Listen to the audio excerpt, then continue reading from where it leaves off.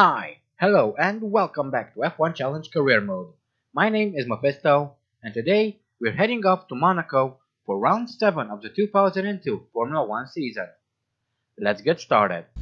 Located within the urban setting of Monte Carlo, the claustrophobic Monaco street circuit is essentially a never-ending sequence of hairpin turns and chicanes with no margin for error. Whilst the jewel in Formula One's crown makes for a truly glamorous sponsor-friendly spectacle, it is very much an anachronism in today's safety-orientated era. And here we are in qualifying on the first flying lap. Coming into Casino, I tap the barrier on the exit. That sends my car into a spin. I crash into the barrier on the right and lose my rear wing. But we're now at the end of the second flying lap, and we cross the line in 1:26.629. At the very least, we've now posted a qualifying time. Later on, I went out for a third attempt, and I did significantly better this time with a 1:24.556. Then, at the very end of the session, I went out for one final try, and we crossed the line in 1:23.495, and that's a pretty decent lap time if you ask me. Hello there. Welcome to Monte Carlo for round 7 of the 2002 FIA Formula One World Championship. The weather, as so often is the case here, is just wonderful.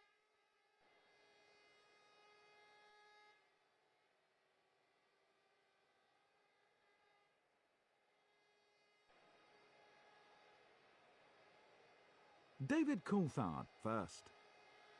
Michael Schumacher second.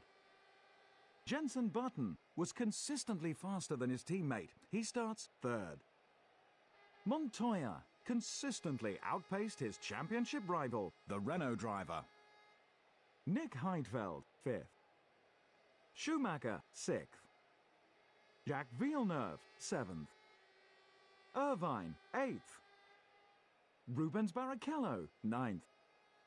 The Renault driver was decidedly average in qualifying and will have to work extra hard to make the most of his midfield position.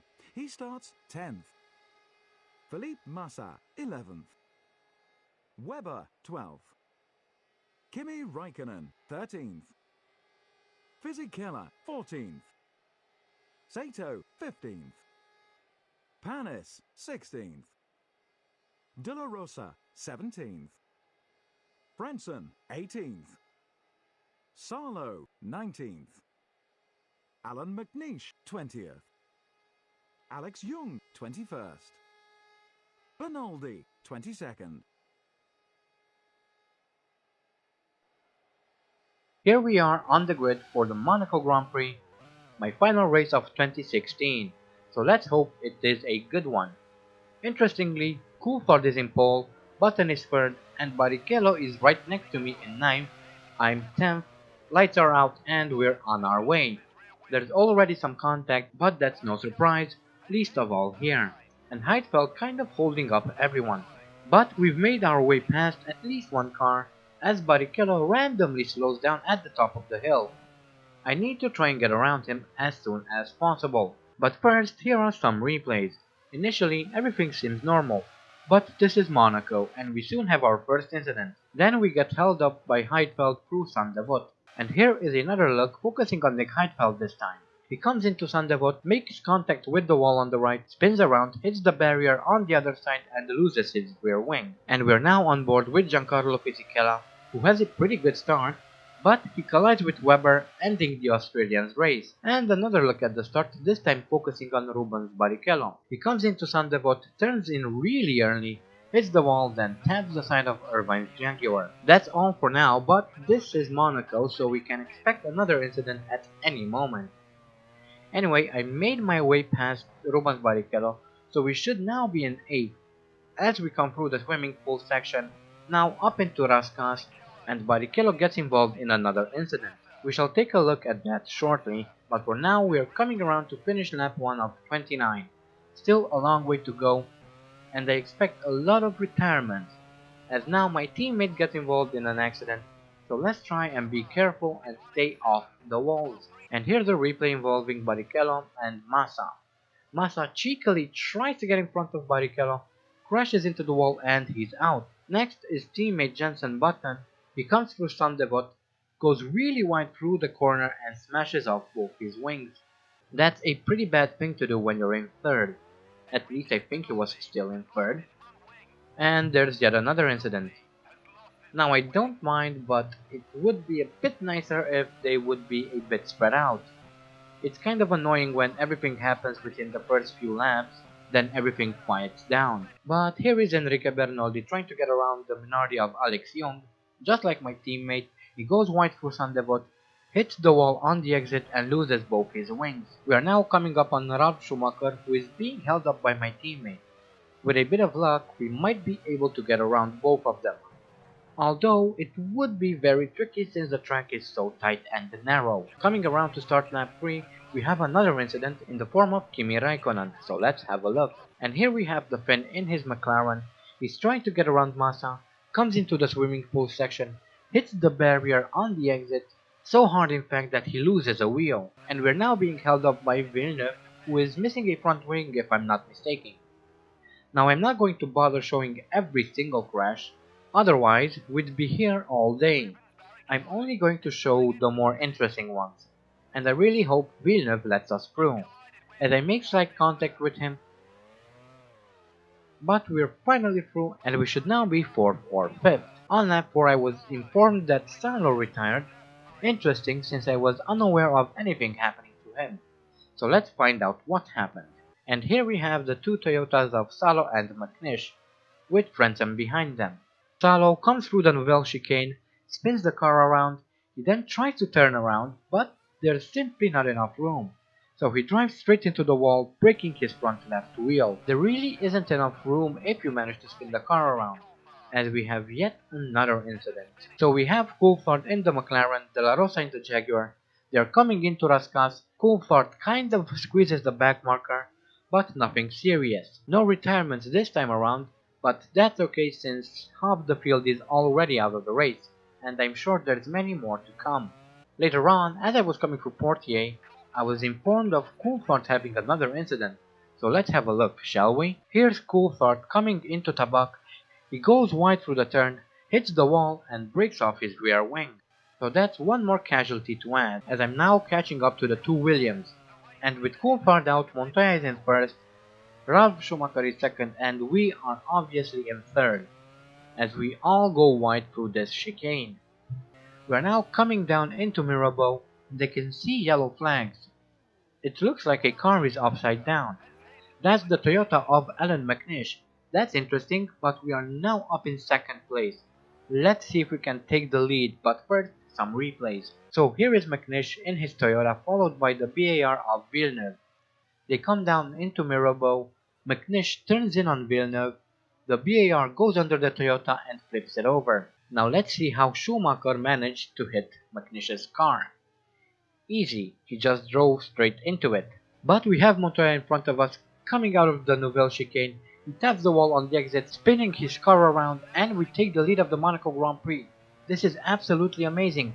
I never would have thought. Let's see that again. Montoya comes out of the Nouvelle chicane, taps the wall, that in turn spins him around, allowing me to take control of the race. So all we have to do now is make sure that we stay out of trouble. And that's a bit easier said than done, especially here in Monaco. We haven't yet had a single race here in which we didn't have to make extra stops. All my Monaco Grand Prix since 1999 had me make extra pit stops for various reasons. And Juan Pablo Montoya had another crash. I can't believe this. Here we have Montoya coming up through Raskas, then into Anthony Noyer. He turns in very early, hits the wall, which sends him crashing into the other wall, breaking his front left wheel. So the only one who could pose a real threat is now out of the race. This gives me great confidence, and with great confidence comes great... Wait, that's not how that goes.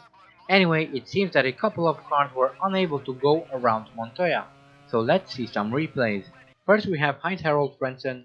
He kind of tries to avoid hitting the Williams, but isn't really able to. Next we have the Jordan of Giancarlo Fisichella. Again, he kind of tries to avoid him, but still hits him. To be honest, that's a pretty bad place to have a stopped car in, especially if the car is perpendicular to the direction of the track. Anyway, on lap 15 I had to come in for fuel and tires, and there's even more chaos on the track. So while we wait, let's see what happened. Here is the replay. Frentzen is coming up on Villeneuve. Villeneuve squeezes him out. He hits the wall and breaks his rear wing. And after a decent 9.4 second stop, we are ready to rejoin the track. And we don't have to worry about regaining any positions since everyone who was behind me decided to pit in this lap as well. I am now coming around to lap the Jaguar of Eddie Irvine, and for no reason he almost stops his car in the middle of the road. You guys have no idea how angry I was at this point. And now, instead of letting me through, he keeps blocking me. This was so frustrating. And finally, after almost an entire lap, he decides to pull over and let me through. That was really frustrating, especially when he stopped in the middle of the track for no damn reason. But we are now coming around through the final corner of the 2002 Monaco Grand Prix. This is going to be a monumental achievement. This is every Formula 1 driver's dream, and today it was my turn to see it come true. Words can hardly describe how I feel right now. Even though there are only 5 cars still running at the end of the race, a win is a win, and although there are 10 more rounds to go, a victory here means that we consolidate our lead in the championship. With that in mind, let's have a look at the standings. At the end of an unbelievable Monaco Grand Prix, here are the final results. The Renault driver, first. Ralf Schumacher, second. Fisichella, third. Eddie Irvine, fourth. Pedro de la Rosa, fifth.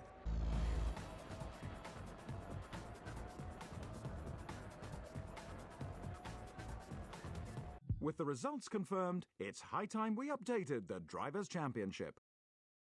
The Renault driver moves further ahead in the Drivers' Championship. So we increase our lead in the Drivers' Championship with 49 points. Montoya is second with 31 points. Michael Schumacher is third with 31 points. Kimi Raikkonen is fourth with 16 points. Fifth is Ralf Schumacher with 13 points. In sixth we have David Coulthard with 12 points. Button is 7th with 11 points. 8th is shared between Fisichella and Irvine with 5 points. Frentzen is 9th with 3 points. And Barrichello, Heidfeld and De La Rosa share 10th with 2 points. Renault increase their lead at the top of the Constructors' Championship. Williams are second, whilst third place is held by Ferrari. Our team continues to lead the Constructors' standings with 60 points. Williams are second with 44 points, Ferrari are third with 32 points, McLaren are fourth with 28 points, Jaguar are fifth with 7 points, in sixth we have Jordan with 5 points, in seventh with 3 points we have Arrows, and Sauber are eighth with 2 points. So we managed to win the Monaco Grand Prix in our 4th season. I have to say I'm very pleased by this result. This win means so much. And amazingly enough, this was the first time I didn't have to make any extra pit stops, which is rare for me at this track. But there was a little thing I was annoyed by though, and that is the fact that all the crashes and incidents took place during the first half of the race. Then after the pit stops, nothing really happened. I hate it when half the race is super boring, and since the number of retirements in Monaco is so high, the race gets dull very quickly. Anyway, enough rambling, let's enjoy this victory while we can. With all said and done, I think this is a fitting end to 2016. Our next race is the Canadian Grand Prix, where we always perform quite well, but that will have to wait until next year. I will try to upload that video on Sunday as I should, but I'm not promising anything since Sunday lands on the 1st of January. What I'm trying to say basically is that I'm probably going to be a little bit hungover, and I might not be up to making videos, but we'll have to wait and see. Anyway, that's it for this video, so until next time, I hope you guys enjoyed this video. Thank you all so much for watching, and I wish you all a very warm, very happy new year. And don't drink too much. Keep it within reason. And so should I.